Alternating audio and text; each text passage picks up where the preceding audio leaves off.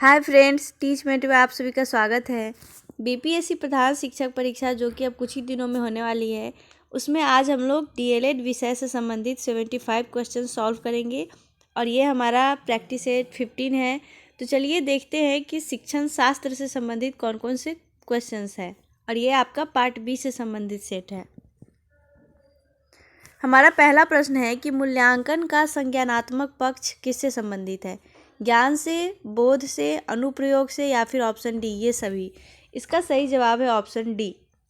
मूल्यांकन का संज्ञानात्मक पक्ष ज्ञान से यानी कि बच्चों को कितना नॉलेज हुआ है, अनुप्रयोग यानी कि उस नॉलेज का वो कितना प्रयोग कर पा रहे हैं और वो उस नॉलेज को कितना अच्छी तरह से समझे हैं। तो संज्ञानात्मक पक्ष में ये सभी चीज़ें शामिल होती है, इसलिए इसका सही जवाब हो गया ऑप्शन डी। नेक्स्ट प्रश्न है कि सतत मूल्यांकन कहलाता है। आपके ऑप्शंस है ऑप्शन ए सत्र के अंत में किया जाने वाला मूल्यांकन, ऑप्शन बी सत्र के मध्य में किया जाने वाला मूल्यांकन, ऑप्शन सी नित्य प्रति किया जाने वाला मूल्यांकन या फिर ऑप्शन डी उपरोक्त सभी। इसका सही जवाब है ऑप्शन डी सतत मूल्यांकन, यानी कि कंटिन्यूअसली जो हम लोग मूल्यांकन करते हैं बच्चों का उसको सतत मूल्यांकन कहते हैं। यानी कि कंटिन्यूअसली एवल्यूएशन होता है बच्चों का कि वो रोज़ कक्षा में कितना सीख रहे हैं, हफ्ता में कितना सीख रहे हैं, महीने में कितने सीखे या फिर वर्ष के अंत तक जाते जाते उनका कितना विकास हुआ है, उन सभी का अवलोकन करना या मूल्यांकन करना सतत मूल्यांकन कहलाता है। नेक्स्ट प्रश्न है कि विज्ञान, भूगोल तथा कृषि विषय होते हैं केवल सैद्धांतिक मूल्यांकन वाले, सैद्धांतिक तथा प्रायोगिक मूल्यांकन वाले, केवल मौखिक मूल्यांकन वाले या फिर ऑप्शन डी उपरोक्त में से कोई नहीं। इसका सही जवाब है ऑप्शन बी। साइंस, ज्योग्राफी और कृषि ऐसे सब्जेक्ट है जिसका हम लोग सैद्धांतिक और प्रायोगिक यानी कि प्रैक्टिकल भी मूल्यांकन करते हैं। तो साइंस, ज्योग्राफी और एग्रीकल्चर सब्जेक्ट जो है वो थियोरेटिकल और प्रैक्टिकल दोनों होते हैं, तो उनका मूल्यांकन भी दोनों तरीके से किया जाता है। नेक्स्ट प्रश्न है कि उत्तम परीक्षण की विशेषता है वैधता, विश्वसनीयता और वस्तुनिष्ठता, और आपके ऑप्शन है ऑप्शन डी ये सभी। इसका सही जवाब है ऑप्शन डी। उत्तम परीक्षण की विशेषता होती है ये सभी, यानी कि वह परीक्षण वैलिड भी होना चाहिए, विश्वसनीय भी होना चाहिए, मतलब ऐसा परीक्षण होना चाहिए जिसमें सभी लोगों का विश्वास हो और वो वस्तुनिष्ठ हो। वस्तुनिष्ठ का मतलब होता है कि वह हर जगह के लिए एक जैसा मान हो, यानी कि वह जगह और देश इस सब के हिसाब से नहीं बदलता है बल्कि उसका सभी जगह मान एक ही होता है, इसलिए इसका सही जवाब हो गया ऑप्शन डी। नेक्स्ट प्रश्न है कि कहानी कहने में क्रमबद्ध घटनाओं के वर्णन पर ध्यान रखा जाता है। यह किस प्रकार की शिक्षण प्रविधि है? आपके ऑप्शन है ऑप्शन ए प्रश्नोत्तर प्रविधि, ऑप्शन बी वर्णन प्रविधि, ऑप्शन सी विवरण प्रविधि या फिर ऑप्शन डी व्याख्या प्रविधि। इसका सही जवाब है ऑप्शन सी। कहानी कहने में घटनाओं का क्रमबद्ध वर्णन पर ध्यान रखा जाता है और कहानी जो है वो संक्षेप में या फिर प्रश्न के रूप में नहीं कहा जाता है बल्कि उसमें हर चीज़ का पूरा विवरण रहता है, चाहे वो कोई घटना हो, किसी व्यक्ति से संबंधित हो, वो सभी कुछ विवरणात्मक रहता है, इसलिए यह विवरण प्रविधि के अंतर्गत आता है। नेक्स्ट प्रश्न है कि बाल केंद्रित शिक्षा का उद्देश्य क्या है? आपके ऑप्शन है ऑप्शन ए बालकों के नामांकन में वृद्धि, ऑप्शन बी बालकों का शारीरिक विज्ञान, ऑप्शन सी बालकों का सर्वांगीण विकास या फिर ऑप्शन डी बालकों को खेलना सिखाना। इसका सही जवाब है ऑप्शन सी। बाल केंद्रित शिक्षा का मूल उद्देश्य है बच्चों का सर्वांगीण विकास करना, यानी कि उनका शारीरिक, मनोवैज्ञानिक, भावात्मक, मानसिक हर तरह का विकास होना चाहिए और यही बाल केंद्रित शिक्षा का उद्देश्य है। नेक्स्ट प्रश्न है कि बचाव निदान का उच्चतम स्तर है, यह कथन किसका है? आपके ऑप्शन है ऑप्शन ए रॉस का, ऑप्शन बी नन का, ऑप्शन सी वैलेंटाइन का या फिर ऑप्शन डी मॉरिस का। इसका सही जवाब है ऑप्शन बी। बचाव निदान का उच्चतम स्तर है, यह कथन नन का था। नेक्स्ट प्रश्न है कि उपचारात्मक शिक्षण का प्रमुख कार्य क्या है? आपके ऑप्शन है ऑप्शन ए लेख में सुधार करना, ऑप्शन बी दोषपूर्ण अध्ययन एवं अध्यापन के प्रभाव को दूर करना, ऑप्शन सी सुलेख पर बल देना या फिर ऑप्शन डी गृह कार्य देना। इसका सही जवाब है ऑप्शन बी। उपचारात्मक शिक्षण का मतलब होता है कि उपचार इसको हम लोग मेडिकल के भाषा में उपचार कह सकते हैं। यानी कि अगर बच्चों को कुछ प्रॉब्लम है उसका हम लोग उपचार करते हैं इस शिक्षण विधि के द्वारा। तो इसमें जो दोषपूर्ण अध्ययन है या फिर जो अध्यापन का प्रभाव है उसको दूर किया जाता है उपचारात्मक शिक्षण में। नेक्स्ट प्रश्न है कि श्रवण बाधित के प्रकार कम बाधित बच्चों का डेसिबल स्तर क्या है। आपके ऑप्शन से ऑप्शन ए 35 से 51 डेसिबल, ऑप्शन बी 20 से 40 डेसिबल, ऑप्शन सी उपरोक्त दोनों, या फिर ऑप्शन डी उपरोक्त में से कोई नहीं। इसका सही जवाब है ऑप्शन ए। कम बाधित बच्चों का डेसिबल स्तर है 35 से 51 डेसिबल, और जो नॉर्मल रेंज होता है सुनने का वो है 0 से 20 डेसिबल, और हर्ट्ज में इसको 20 हर्ट्ज से 20,000 हर्ट्ज तक की ध्वनि हम लोग सुन पाते हैं, उससे ज़्यादा या उससे कम की नहीं। तो श्रवण बाधित के प्रकार में जो कम बाधित बच्चे होते हैं उनका डेसिबल स्तर होता है 35 से 51 तक। नेक्स्ट प्रश्न है कि श्रवण बाधित के प्रकार गंभीर बाधित बच्चों का डेसिबल स्तर कितना है। आपके ऑप्शन से ऑप्शन ए 70 से 89 डेसिबल, ऑप्शन बी 90 से 100 डेसिबल, दोनों या दोनों में से कोई नहीं। इसका सही जवाब है ऑप्शन ए 70 से 89 डेसिबल स्तर को गंभीर बाधित बच्चों का डेसिबल स्तर माना जाता है। नेक्स्ट प्रश्न है कि श्रवण बाधिता के प्रकार कम बाधित बच्चों का बाधिता स्तर कितना है। 90%, 70%, 40% या फिर सभी। तो कम बाधित बच्चों का बाधिता स्तर जो होता है वो 40% होता है। नेक्स्ट प्रश्न है कि श्रवण बाधिता के प्रकार मंद बाधित बच्चों का बाधिता प्रतिशत कितना है। 40 से 45, 50 से 75, 90 या इनमें से कोई नहीं। इसका सही जवाब है ऑप्शन ए 40 से 45% जो बाधिता का प्रतिशत है वो मंद बाधित बच्चों का प्रतिशत होता है। नेक्स्ट प्रश्न है कि सीखने की मात्रा तथा समय के संबंध को चित्रांकन करने वाली वक्र रेखा क्या कहलाती है। आपके ऑप्शन से ऑप्शन ए अधिगम वक्र, पठार चक्र, संप्राप्ति वक्र या फिर बुद्धि लब्धि वक्र। इसका सही जवाब है ऑप्शन बी, ये पठार वक्र हो जाएगा, और यह सीखने की मात्रा और समय के संबंध को चित्रांकित करती है। नेक्स्ट प्रश्न है कि लॉर्ड कर्जन ने केंद्रीय कृषि शिक्षा अनुसंधान संस्थान की स्थापना की थी। कहाँ पे? संयुक्त प्रांत में, मद्रास में, बिहार में या फिर बंगाल में। इसका सही जवाब है ऑप्शन सी, लॉर्ड कर्जन ने केंद्रीय कृषि शिक्षा अनुसंधान की स्थापना बिहार में की थी। नेक्स्ट प्रश्न है कि शिमला शिक्षा सम्मेलन 1901 कितने दिन तक चला था।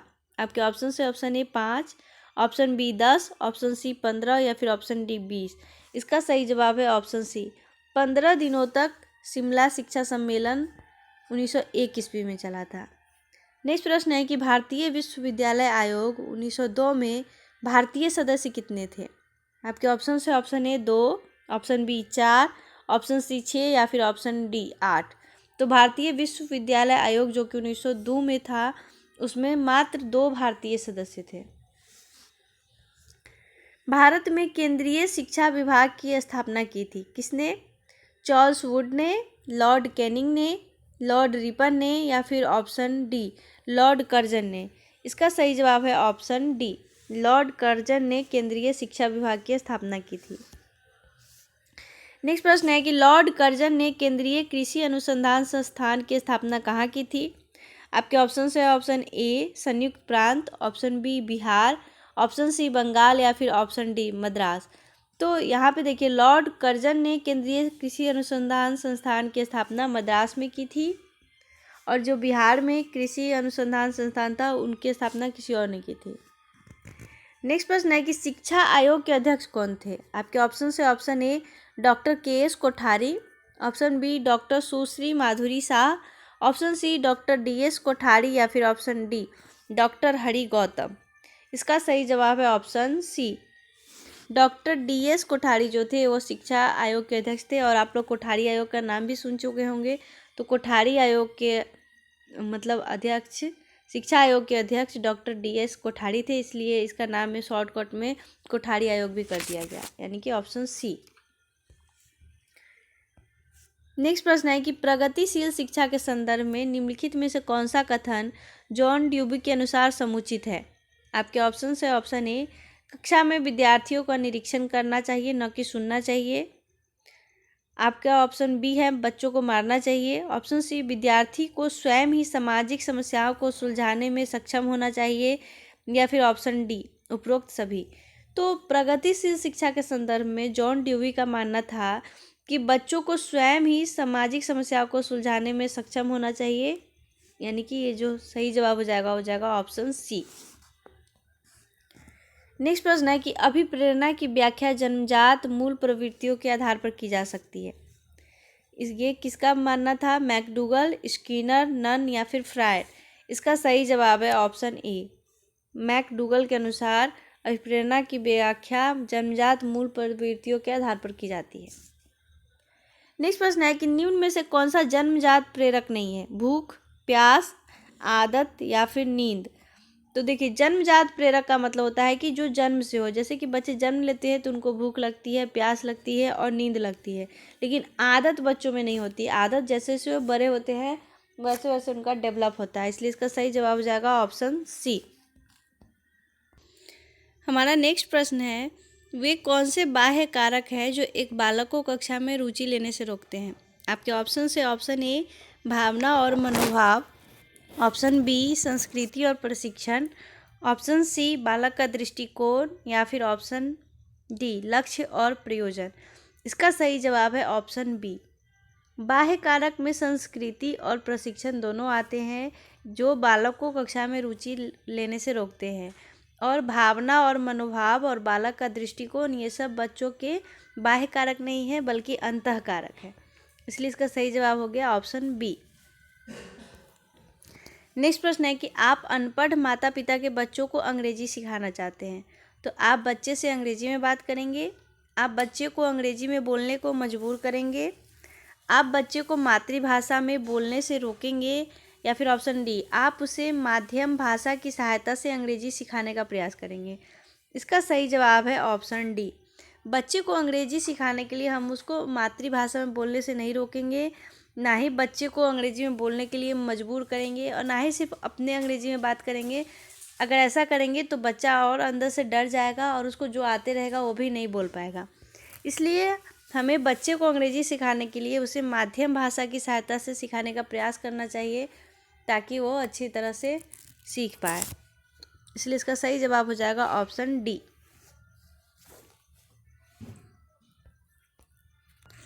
हमारा नेक्स्ट प्रश्न है कि विशेष आवश्यकता वाले बच्चों की शिक्षा होनी चाहिए। आपके ऑप्शन है ऑप्शन ए अन्य सामान्य बालकों के साथ, ऑप्शन बी विशेष विद्यालयों में विशेष बालकों के लिए विकसित पद्धतियों द्वारा, ऑप्शन सी विशेष विद्यालय में, या फिर ऑप्शन डी विशेष विद्यालयों में विशेष बालकों के साथ। इसका सही जवाब है ऑप्शन ए विशेष आवश्यकता वाले बच्चों की शिक्षा अन्य सामान्य बालकों के साथ सामान्य रूप से किया जाना चाहिए। हाँ, हालांकि टीचर उनको थोड़ा सा विशेष अटेंशन दे सकते हैं, जैसे कि अगर दृष्टिबाधित बच्चे हैं या अल्प दृष्टिबाधित बच्चे हैं तो उनको क्लास में सबसे आगे रखें। अगर किसी बच्चे को चलने में परेशानी है तो आप उन्हें कक्षा में जाने और ले जाने में सहयोग कर सकते हैं, उनके साथ विशेष रूप से व्यवहार कर सकते हैं, उनको ऐसी शिक्षण पद्धतियों के हिसाब से पढ़ा सकते हैं ताकि वो कक्षा में अपने आप को अलग थलग ना महसूस कर पाए, ताकि और अन्य बच्चों को भी ऐसा ना लगे कि हमारे क्लास में कोई ऐसा बच्चा आ गया है जो हमारे साथ घुल मिल नहीं रहा है। बल्कि ऐसा TLM और ऐसा शिक्षण पद्धति का यूज़ करना चाहिए जिसमें सभी बच्चे एक साथ शामिल हो सके, इसलिए इसका सही जवाब हो गया ऑप्शन ए। नेक्स्ट प्रश्न है कि विशेष शिक्षा संबंधित है। आपके ऑप्शन से ऑप्शन ए मेधावी विद्यार्थी के लिए शिक्षा से, ऑप्शन बी कम योग्य विद्यार्थियों के लिए शैक्षिक कार्यक्रम से, ऑप्शन सी अध्यापकों के लिए प्रशिक्षण कार्यक्रम में, या फिर ऑप्शन डी पिछड़ी बुद्धि के विद्यार्थियों के लिए प्रशिक्षण कार्यक्रम में। तो विशेष शिक्षा कम योग्य विद्यार्थियों के लिए शैक्षिक कार्यक्रम से संबंधित होती है, इसलिए इसका सही जवाब हो गया ऑप्शन बी। नेक्स्ट प्रश्न है कि जब कोई बालक सीखने को तत्पर होता है तो वह चीज़ों को जल्दी से सीखता है, यह थार्नडाइक के सीखने के किस नियम के अंतर्गत आता है? आपके ऑप्शन से ऑप्शन ए प्रभाव का नियम, ऑप्शन बी तत्परता का नियम, ऑप्शन सी अभ्यास का नियम, या फिर ऑप्शन डी उपरोक्त में से कोई नहीं। क्योंकि यहाँ पे क्वेश्चन में भी आंसर है, यानी कि बालक सीखने को बहुत तत्पर है तो हम इसे थॉर्नडाइक के तत्परता के नियम के अंतर्गत यह आएगा, इसलिए इसका सही जवाब हो जाएगा ऑप्शन बी। नेक्स्ट प्रश्न है तत्सम क्या है? आपके ऑप्शन है ऑप्शन ए आर्द्र, ऑप्शन बी अग्नि, ऑप्शन सी उत्तिष्ठ या फिर ऑप्शन डी ये सभी। तत्सम शब्द वे शब्द होते हैं जो संस्कृत से ज्यों के त्यों लिए जाते हैं। तो यहाँ पे आर्द्र, अग्नि और उत्तिष्ठ ये तीनों तत्सम शब्द है, यानी कि इसका सही जवाब हो गया ऑप्शन डी। नेक्स्ट प्रश्न है कि तद्भव शब्द कौन से हैं? अगम, आँच या फिर आग। इसका सही जवाब है ऑप्शन डी। तद्भव भी ये सभी है, और तद्भव शब्द वैसे शब्द होते हैं जो संस्कृत से ज्यों के त्यों नहीं लिए जाते हैं, बल्कि उसमें परिवर्तन हो जाता है, यानी कि उसका रूपांतरण हो जाता है। जैसे अग्नि से बन गया आग, इसलिए ये तद्भव शब्द है आग, अगम और आँच। नेक्स्ट प्रश्न है कि ब वर्ण का उच्चारण कौन सा है, स्थान कौन सा है? आपके ऑप्शन है ऑप्शन ए कंठ, तालु, ओष्ठ या फिर दंत। इसका सही जवाब है ऑप्शन सी। ब जो है प, फ, ब, भ और म, ये सभी का उच्चारण स्थान ओष्ठ से होता है, इसलिए इसका सही जवाब हो गया ऑप्शन सी। नेक्स्ट प्रश्न है कि कामायनी के रचनाकार कौन से हैं? आपके ऑप्शन है ऑप्शन ए जयशंकर प्रसाद, मीराबाई, कबीरदास या फिर ऑप्शन डी रस खान। तो कामायनी के रचनाकार जयशंकर प्रसाद है, ऑप्शन ए। मनुष्यता में कौन सी संज्ञा है? जातिवाचक संज्ञा, भाववाचक संज्ञा, व्यक्तिवाचक संज्ञा या फिर ऑप्शन डी उपरोक्त सभी। मनुष्यता में भाववाचक संज्ञा है।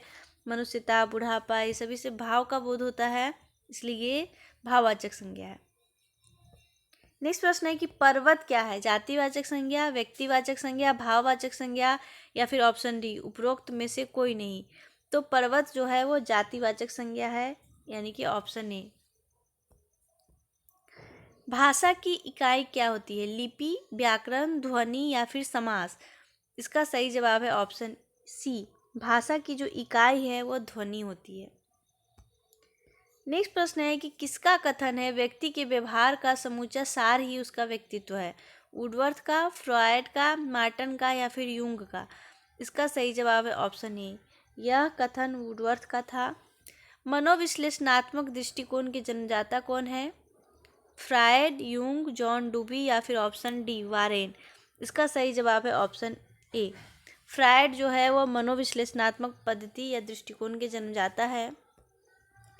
नेक्स्ट प्रश्न है कि अनुकूलित अनुक्रिया का सिद्धांत किसने दिया है? आपके ऑप्शन है option A Pavlov, option B Gandhi ji, option C Freud या फिर ऑप्शन डी यूंग। इसका सही जवाब है ऑप्शन ए। अनुकूलित अनुक्रिया का सिद्धांत पावलोव ने दिया था।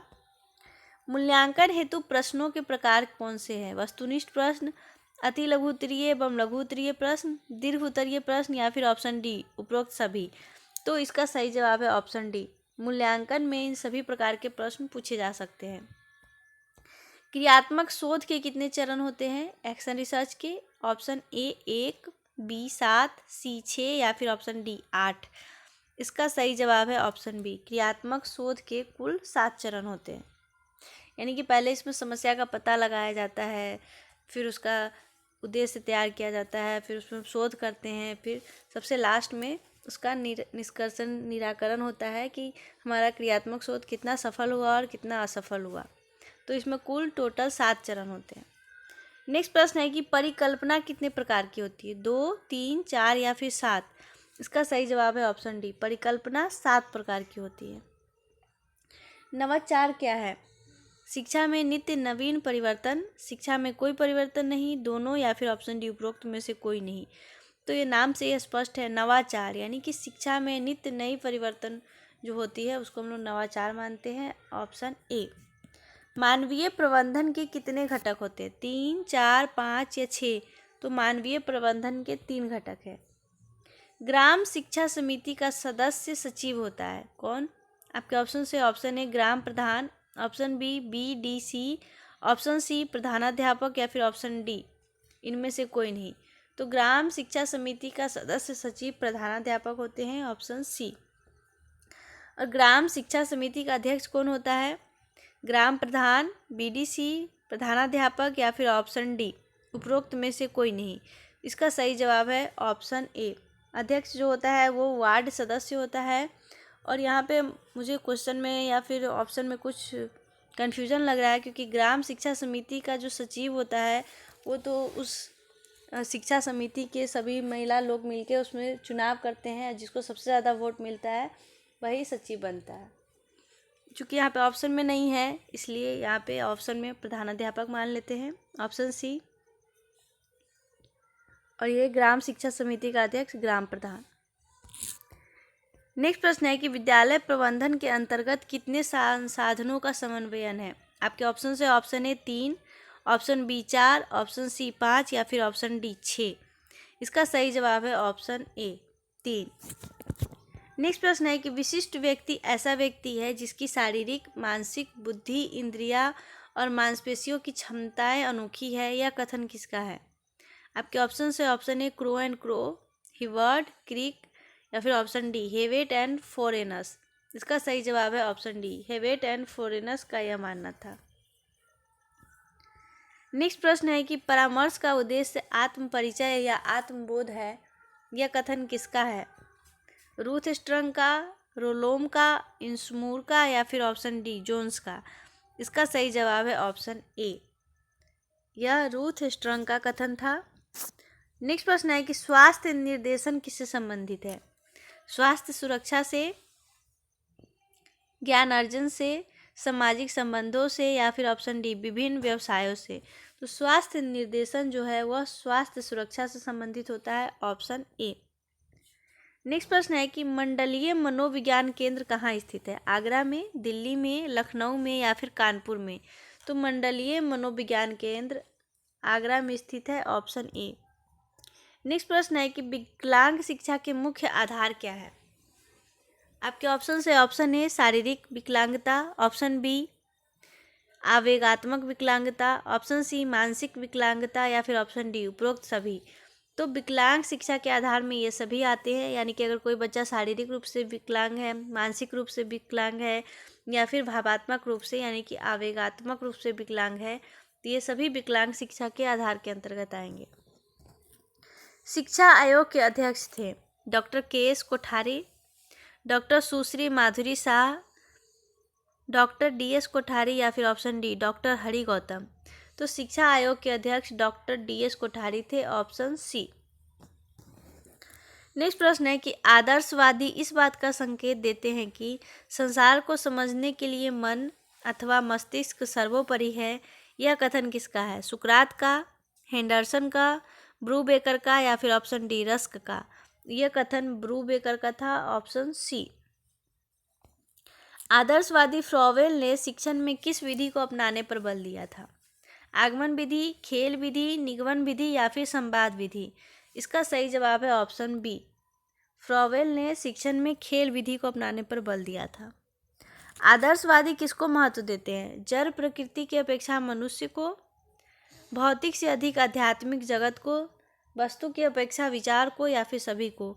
तो आदर्शवादी हमेशा जड़ प्रकृति की अपेक्षा मनुष्य को अधिक महत्व देते हैं, ऑप्शन ए। नेक्स्ट प्रश्न है कि निम्नलिखित में से कौन प्रकृतिवादी हैं। पेस्टोलॉजी, हर्बर्ट स्पेंसर, प्लूटो या फिर ऑप्शन डी सुकरात। इसका सही जवाब है ऑप्शन बी, प्रकृतिवादी हर्बर्ट स्पेंसर थे और इनका मानना था कि बच्चों को प्रकृति के हिसाब से ही यानी कि प्रकृति के द्वारा ही शिक्षा दी जानी चाहिए। नेक्स्ट प्रश्न है कि टीएलएम का पूरा नाम क्या है। Teaching level material, teaching learning material, teacher level material या फिर ऑप्शन डी उपरोक्त में से कोई नहीं। तो टीएलएम का फुल फॉर्म होता है टीचिंग लर्निंग मटेरियल यानी कि ऑप्शन बी। किस शिक्षण सूत्र में पहले तथ्य या विषय वस्तु की पूर्ण जानकारी अल्प रूप से दी जाती है और फिर उसे एक एक अंश की जानकारी दी जाती है। पूर्ण से अंश की ओर, सरल से कठिन की ओर, संश्लेषण से विश्लेषण की ओर या फिर स्थूल से सूक्ष्म की ओर। इसका सही जवाब है ऑप्शन ए, पूर्ण से अंश की ओर। ये क्वेश्चन में ही पता चल रहा है कि पहले एक पूर्ण की जानकारी देंगे फिर उसको छोटे छोटे अंश की ओर ले जाएंगे। एक बालक को अंग्रेजी पढ़ाना है, इसके अंतर्गत उसे शब्द बताना है, तो पहले उसे ABCD सिखाना चाहिए। यह किस शिक्षण सूत्र के अंतर्गत आएगा। ज्ञान प्राप्त करने वाली, ज्ञान व्यक्त करने वाली, संश्लेषण से विश्लेषण की ओर या फिर ऑप्शन डी उपरोक्त में से कोई नहीं। इसका सही जवाब है ऑप्शन ए, ज्ञान प्राप्त करने वाली। यानी कि अगर बच्चे को अंग्रेजी पढ़ाना है और उसके लिए उसको शब्द बताना है तो पहले उसे ABCD सिखाएंगे। तो ये ऐसा शिक्षण सूत्र ज्ञान प्राप्त करने वाले शिक्षण सूत्र के अंतर्गत आता है, और आजकल नवाचार एजुकेशन का ज़माना है और हम लोग बच्चों को अगर अंग्रेजी पढ़ाते हैं और उसको शब्द सिखाना है तो पहले हम उसे शब्द ही सिखाते हैं। जैसे कि एप्पल है तो एप्पल का चित्र दिखाएंगे, फिर उसको बताएंगे कि एप्पल है। अब बच्चों को बताएंगे कि एप्पल में ए, 2 पी और 1 एल और 1 ई है। इसके हिसाब से बच्चों को ABCD सिखाना है और पहले ABCD सिखा लेंगे, उसके बाद उसको एप्पल सिखाएंगे तो यह सिर्फ ज्ञान प्राप्त करने वाले शिक्षण सूत्र के अंतर्गत आएगा और इसमें बच्चे धीरे धीरे सीखते हैं। नेक्स्ट प्रश्न है कि गतिविधियों के प्रकार क्या है? ज्ञान प्राप्त होने वाली, ज्ञान व्यक्त करने वाली, अनुभव करने वाली या फिर ऑप्शन डी उपरोक्त सभी। तो गतिविधियाँ जो है वो इन सभी प्रकार की होती है, यानी कि गतिविधियों से बच्चे को ज्ञान प्राप्त भी होता है, बच्चे अपना ज्ञान व्यक्त भी करते हैं और वो उसको अनुभव भी करते हैं। नेक्स्ट प्रश्न है कि अच्छी निर्देशन सेवा होती है बाल केंद्रित, शिक्षक केंद्रित, समाज केंद्रित या फिर ऑप्शन डी उपरोक्त में से कोई नहीं। तो अच्छी निर्देशन सेवा यानी कि बच्चों को निर्देश देना बाल केंद्रित सेवा के अंतर्गत आता है। टर्मन के अनुसार सामान्य बुद्धि बालकों की बुद्धि लब्धि कितनी होती है? 140 से अधिक, 120 से 140, 110 से 120 या फिर ऑप्शन डी 90 से 110। इसका सही जवाब है, इसमें आंसर गलत दिया हुआ है, इसका सही जवाब है ऑप्शन डी 90 से 110 जो है वो सामान्य बुद्धि लब्धि होती है। 140 से अधिक बहुत ज़्यादा IQ लेवल बढ़ जाता है। वैसे इसका मैं कंफर्म आंसर अभी नहीं एक्यूरेट कर पा रही हूँ, तो अगर इसमें कुछ दिक्कत होगा तो मैं आपको कमेंट बॉक्स में अटैच कर दूँगी कि इसका सही जवाब क्या होगा, यानी कि सामान्य बुद्धि बालकों की बुद्धि लब्धि कितनी होती है। नेक्स्ट प्रश्न है कि समुदाय का अर्थ कितने शब्दों से मिलकर बना है? आपके ऑप्शन है option A 4, option B 2, option C 3 या फिर ऑप्शन डी इनमें से कोई नहीं। इसका सही जवाब है ऑप्शन बी, समुदाय का अर्थ 2 शब्दों से मिलकर बना होता है। नेक्स्ट प्रश्न है कि समस्यात्मक बच्चे वे बच्चे हैं जिनके व्यवहार तथा व्यक्तित्व इस सीमा तक असामान्य होते हैं कि वे घर, विद्यालय तथा समाज में समस्याओं के जनक बन जाते हैं। यह कथन किसका था? मायर्स का, वैलेंटाइन का, फ्रायड का या फिर मैकाइवर का? इसका सही जवाब है ऑप्शन बी, यह कथन वैलेंटाइन का था। हमारा नेक्स्ट प्रश्न है कि समन्वित शिक्षा आरंभ हुई थी। आपके ऑप्शन है ऑप्शन ए वर्ष 1985 ईस्वी में, ऑप्शन बी वर्ष 1995 में, ऑप्शन सी वर्ष 2005 में या फिर ऑप्शन डी वर्ष 2009 में। तो समन्वित शिक्षा वर्ष 2005 ईस्वी से प्रारंभ हुई थी। नेक्स्ट प्रश्न है कि पठन कितने प्रकार के होते हैं? 4, 2, 5 या फिर 3? इसका सही जवाब है ऑप्शन बी, पठन जो है वो 2 प्रकार के होते हैं, एक मौन पठन और एक सामान्य पठन। नेक्स्ट प्रश्न है कि भ वर्ण किस वर्ग में आता है? ट, च, प या फिर त? इसका सही जवाब है ऑप्शन सी, प, फ, भ, म। प, फ, ब, भ, म, सी प वर्ग के अंतर्गत भ आता है। नेक्स्ट प्रश्न है कि व्यक्तिक विभिन्नता के संबंध में आज हमारा यह विचार है कि व्यक्तिगत विभिन्नताओं में संपूर्ण व्यक्ति का कोई भी ऐसा पहलू सम्मिलित किया जाता है जिसका माप किया जा सकता है। यह विचार किसका है? स्किनर का, टायलर का, गुड का या उपरोक्त में से कोई नहीं? तो यह विचार स्किनर का था। नेक्स्ट प्रश्न है कि प्रसूत अधिगम का सिद्धांत किसने दिया था? स्किनर, पावलव, क्रो एंड क्रो या फिर ऑप्शन डी गुड? इसका सही जवाब है ऑप्शन ए, प्रसूत अधिगम का सिद्धांत स्किनर ने दिया था। निम्नलिखित में थॉर्नडाइक का नियम कौन सा है? तत्परता का नियम, अभ्यास का नियम, प्रभाव का नियम या फिर ऑप्शन डी सभी?